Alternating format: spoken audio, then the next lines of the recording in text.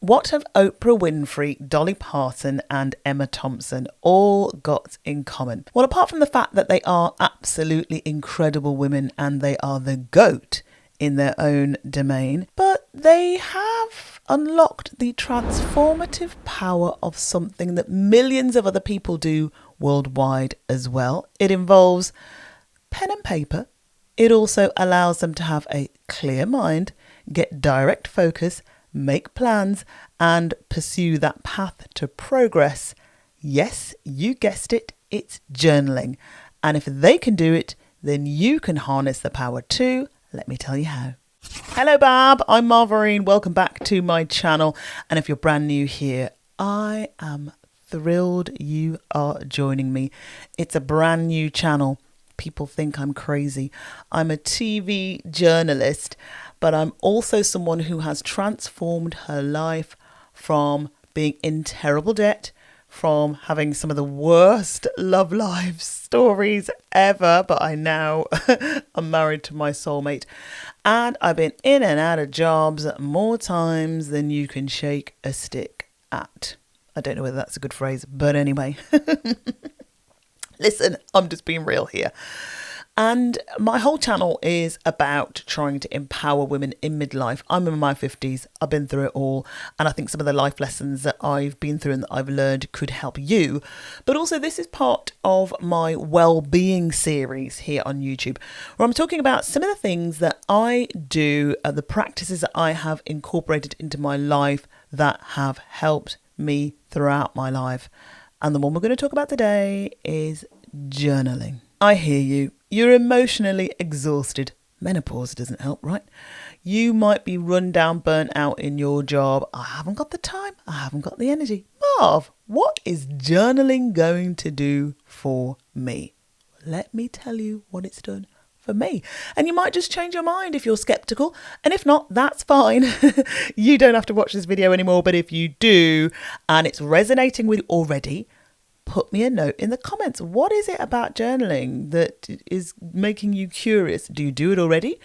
Are you getting benefits from it? Are you like me, surrounded by half-written notebooks? If I tipped out all the notebooks I have in this house, secreted in drawers, under the bed, in cupboards, when I open the wardrobe, it drives Austin mad. If you're like that, then we got a problem. We need to talk. But it means that you are writing things down. You are processing your thoughts. You are reflecting. You are planning. You are making lists. You want to achieve things. And if you have been going through life thinking, yeah, I do want to achieve things, but they're never going to happen for me, and I'm not sure how to make them happen. If you're in that space, but you're not yet writing things down, formulating a plan, then you might just be stymieing yourself and your ability to reach that goal. So according to Collins Dictionary, a journal is a daily record of news and events of a personal nature, a diary. It could be expressing your thoughts, tracking progress, enhancing creativity, all of those things. It can be what you want it to be. And it can be a space where if your head is filled with thoughts, ideas that you are trying to make sense of, isn't it better to get them out of your head and onto paper so that you can look at them, and then you can start figuring out how to tackle them and in what order and which ones you can build on? Right? I'm living proof that journaling has helped me clear my mind, and it's helped me break free from really unhelpful thinking about myself. I used to get myself really wrapped in my own head about what I liked and disliked. You know, if I think about writing a diary when I was 13, I really enjoyed writing a diary and just all the things that I loved and hated about school, my fears about friendships, and that really didn't change when I got into university. It was concerns about how I felt awful being the wallflower when me and all the girlfriends from the house would go to a party. All the other girls, way better looking than me. They didn't wear jam jar glasses on their face either, so that didn't help. And they would get asked for dances, and there'd be me on the side, little wallflower with another girl, just feeling like no one's going to speak to you. No one's going to care. No one fancies you. All of those thoughts around self-doubt and how much I disliked uni were all in my diary. It's probably about 10 years since I opened one of my university diaries. And let's think, I went to university in Leicester in the late 80s. It wasn't until I read one of those diaries that I realised just how much I hated university. But what I also discovered about myself was that even though I hated university and I didn't understand some of the modules, I still left university with a 2-1. I didn't drop out of university, which I could have done.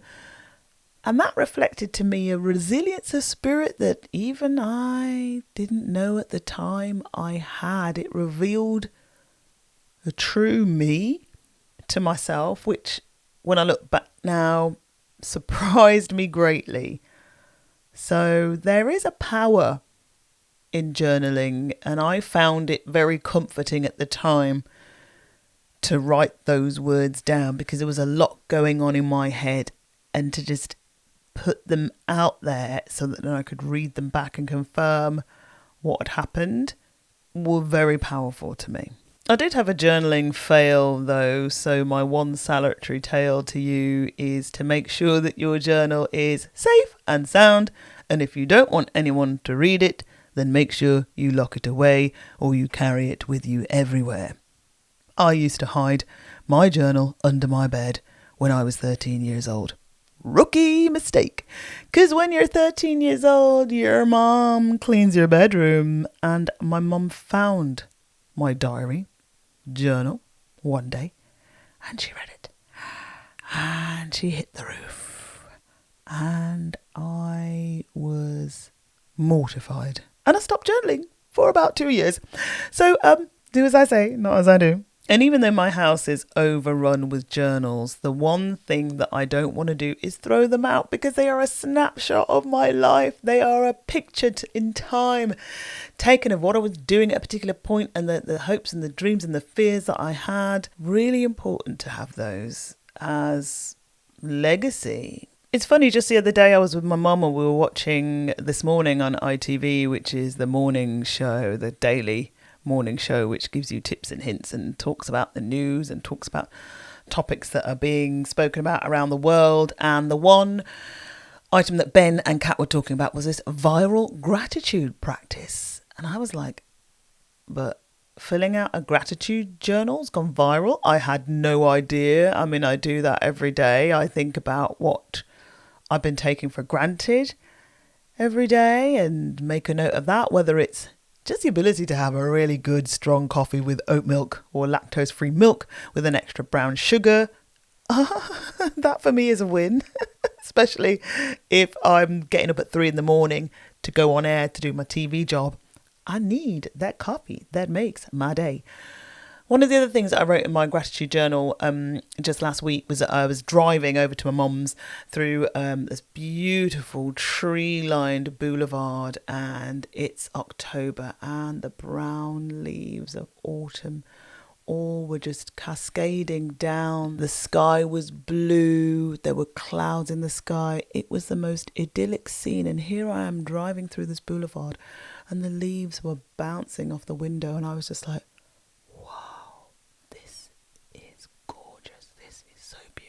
just in that moment, my brain was fixated on these leaves.